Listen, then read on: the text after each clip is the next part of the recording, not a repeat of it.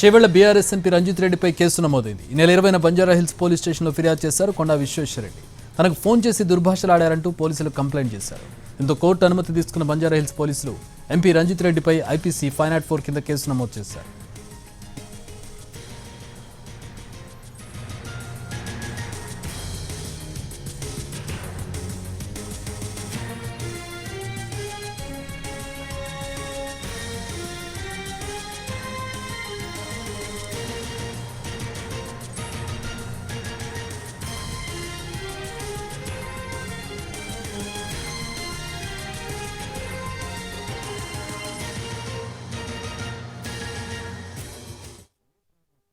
కానీ నేను దీన్ని ఇగ్నోర్ చేయదలుచుకున్నా, పట్టించుకోవద్దు అనుకున్నా. కానీ మా ప్రాంత పెద్దలు అన్నారు, ఇటువంటి వాటిని అసలు మీరు రికార్డ్ కొరకన్నా ఒక కంప్లైంట్ అని ఇవ్వాలి. ఎందుకంటే మళ్ళీ ఇట్లా చేస్తే మళ్ళీ ఇదే భాష, దిగజారిన భాష రాజకీయాలకు వస్తుంది అని మీరు తప్పనిసరి కంప్లైంట్ ఇవ్వాలంటే ఫార్మల్గా ఒక కంప్లైంట్ ఇచ్చిన, అంతకంటే ఎక్కువ ఏం లేదు. ఒక వ్యక్తి గురించి ఆయన దిగజారిపోయిన, ఆయన ఫోన్ చేసి నాకు దిగజారిపోయిన భాష, మాటలు, ఇవన్నీ గురించి అంతే.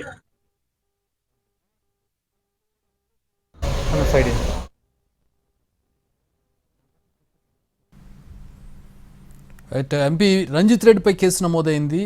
దీనికి సంబంధించి పూర్తి వివరాలు మా క్రైమ్ ఇన్పుట్ ఎడిటర్ రమేష్ వైట్లనాడి తెలుసుకుందాం. రమేష్, ఏ సెక్షన్ల కింద కేసు నమోదు చేశారు, పోలీసులు ఏం చెప్తున్నారు ఈ కేసుకు సంబంధించి? రంజిత్ రెడ్డి నుంచి ఏమన్నా మాట్లాడారా, ఆయన దీని మీద స్పందించారా?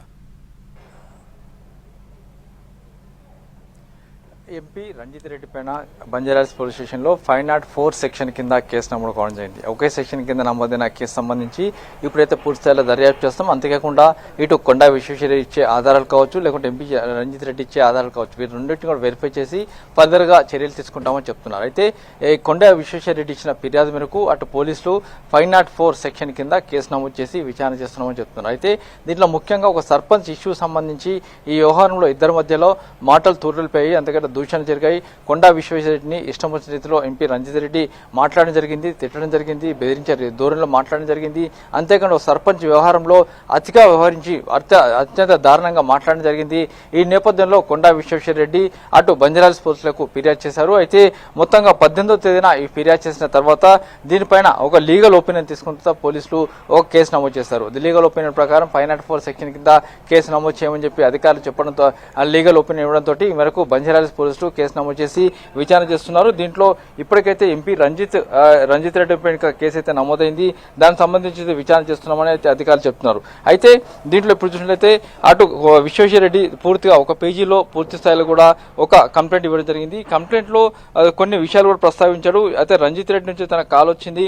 కాల్ వచ్చిన తర్వాత ఒకేసారి మాట్లాడుతూ, ఒకేసారిగా దురుసుగా మాట్లాడుతూ, దూషణ చేస్తూ తనను తిట్టడం మొదలుపెట్టాడు. అంతేకాదు సర్పంచ్ వ్యవహారాల్లో ఎందుకు తలదూరుస్తామని చెప్పి చెప్పడం జరిగింది. కాబట్టి దీనికి సంబంధించి చూసినట్లయితే అటు పూర్తి స్థాయిలో ఏదైతే కొండా విశ్వేశ్వరరెడ్డి ఇచ్చిన ఫిర్యాదు మేరకు ఎంపీ రంజిత్ రెడ్డి పైన బంజారాహిల్స్ పోలీసులు కేసు నమోదు చేశారు. దానిపైన సెక్షన్ 504 సెక్షన్ కింద కేసు నమోదు చేశారు.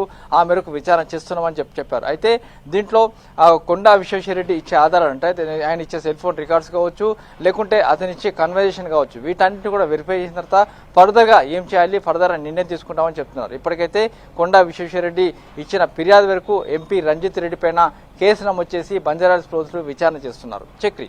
All right, thanks for the updates Ramesh.